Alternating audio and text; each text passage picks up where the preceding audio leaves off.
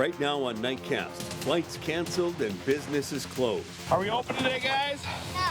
As snow piles up across Minnesota. Some pretty deep snow on the interstate. Road conditions will improve as the snow kind of tapers off. The snow totals in parts of the state tonight. We're tracking your tax dollars and talks of permanent memorials for Renee Good and Alex Preddy. This is the George Floyd Memorial, has yet to be built years later. Should taxpayers have confidence in the city? New tonight, St. Paul taking action to hold federal agents accountable. The bigger picture with lawmakers taking steps on a state and federal level. Nightcast starts right now. And good evening, everyone. I'm Kevin Dorn. And I'm Lindsay Brown. Let's go outside live right now where really it's just a mess. From Mankato to Duluth and up to the Canadian border, it has been snowing.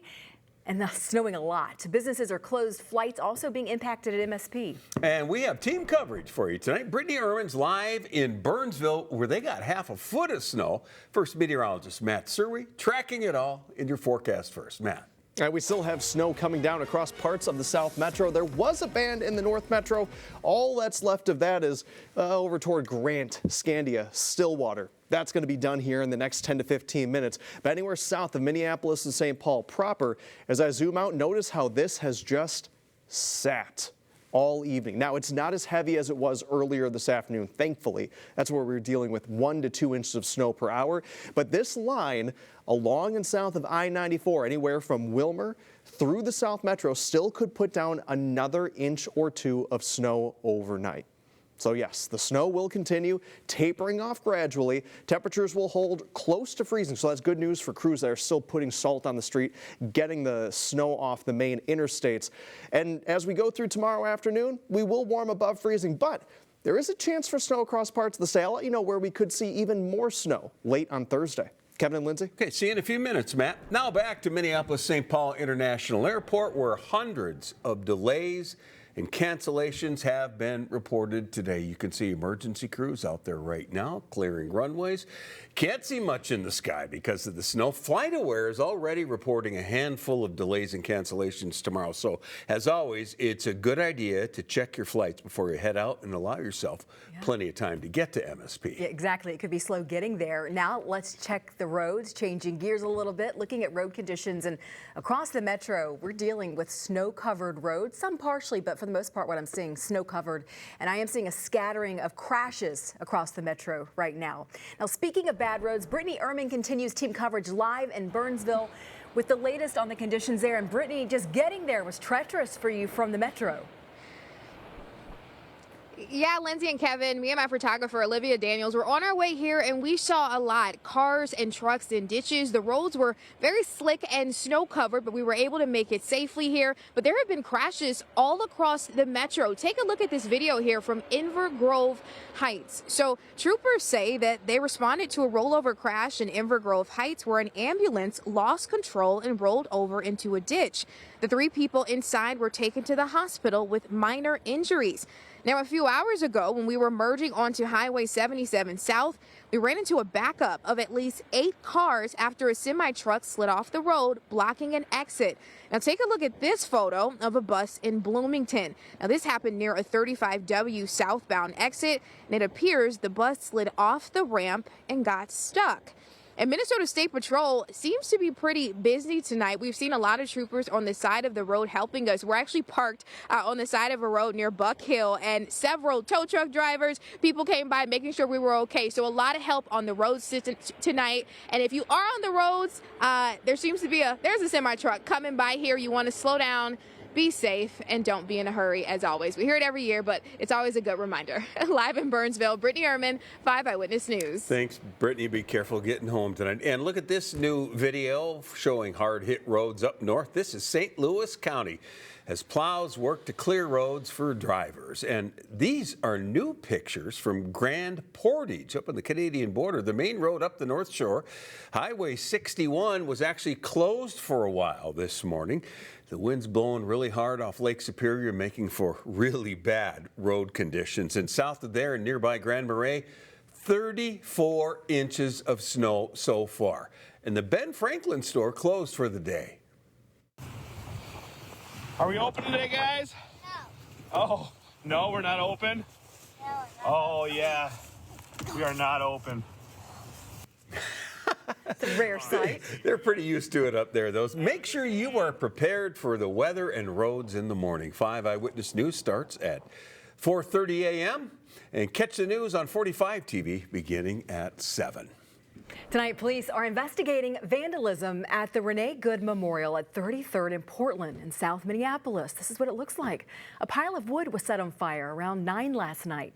And people we met cleaning up today told us the Good Memorial and one to Alex Preddy will be maintained and their memories kept alive. And new tonight, there is talk of something permanent, similar to George Floyd. But we know that process has been costly and contentious. Ben Henry, tracking your tax dollars, live in South Minneapolis. Ben? Kevin and Lindsay, the memorial for Renee Good continues to grow with community members dropping off mementos today. There's a community member here taking pictures as we share this report. And there are continued calls to make this memorial, the Alex Preddy Memorial, last forever, while the city still continues to try and work through what to do at George Floyd Square. Even in the snow, after learning someone purposely set part of it on fire. That's not okay. This is beautiful. Ryan Strand showed up. We just wanted to give back and add to the memorial because this needs to stay forever. I don't think anyone can afford to forget this. He's not the only one calling for something long-lasting for Renee Good. We need to make sure that there's a permanent memorial here, one that respects the wishes of the family. The city of Minneapolis also confirming it's working to engage community to preserve the memorials at the Renee Good and Alex Preddy sites. Both were shot and killed by federal agents in the midst of Operation Metro Surge. Much of the community considers both memorials sacred spaces, similar to George Floyd Square. Nearly 6 years and more than $3.5 million in planning later, that permanent memorial has yet to be built. Should taxpayers have confidence in the city handling possibly 2 more permanent memorials? As long as we're leading with community and with the family and those who have been impacted, I don't have any concerns. How do you avoid it from taking so long and costing so much? I mean, the price isn't my concern right now. But I think that we as a city need to acknowledge what happened here, which is something that was just despicable and disgusting, and whatever it's going to take to create something that is meaningful to our community. Councilmember Chavez also said the investigation into the fire is and needs to be a priority right now. Back to the permanent memorials, the mayor's office says he is open to it. Council members Paul Massano, Whiting, and Stevenson wrote me telling me that they too want to make sure the families are involved in the plans moving forward. We did reach out to representatives for the Good and Preddy families, but we did not hear back ahead of this report. Live in Minneapolis, Ben Henry, 5 Eyewitness News. All right, Ben, and just the beginning of that conversation. Thank you. DFL lawmakers have introduced 11 bills to hold ICE more accountable. Federal agents wore masks and used unmarked cars during their operation. And Representative Leah Finke says her bill would ban masks for federal, state, and local police unless there's a safety or health reason. Another requires all law enforcement to have visible identification and use marked vehicles on duty. It's early in the session, of course, a lot could change and there could be legal challenges. Now, new since 6, St. Paul City Council has passed a new ordinance requiring all law enforcement officers to show their faces during operations. The new rule requires officers to go without face coverings except for undercover work or protective gear. The council says this change will help make trust and also make sure officers are identifiable while working in St. Paul. The ordinance takes effect in 30 days after the approval from the mayor. Again, legal challenges could follow, determining if states and cities can regulate how federal officers perform their official duties. Tonight, the Centers for Disease Control and Prevention has a new acting director. National Institutes of Health Director Jay Bhattacharya will temporarily lead the agency. He is the 3rd CDC director since President Trump took office again last year. Minnesota could lose $38 million in federal public health grants. The health commissioner tells us the state hasn't been told why, and they were giving no warning. They're saying in their reason to terminate these grants that we are not in accordance or in line with federal administration priorities. That is a bit perplexing given that our work plans were approved.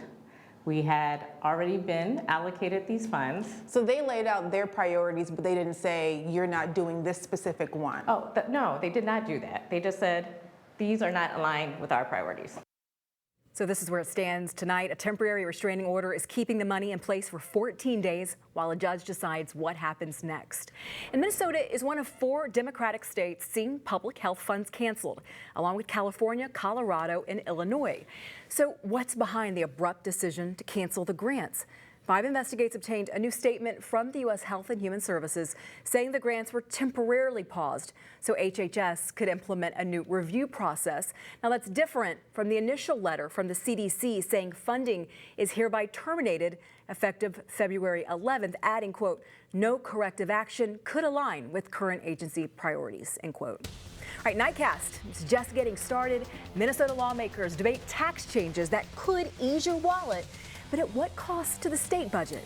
Also, did you know you can withdraw from your 401k early and not pay a penalty? But it is only for emergencies. Plus, I'm Alec Osmus in Fort Myers. There's plenty of new guys for the Twins, but it's the former players now coaching that's having a huge impact. I'll have the latest from spring training. You know, Alec looks a little too warm there. I think when he gets back this weekend, we need to cool it down, right?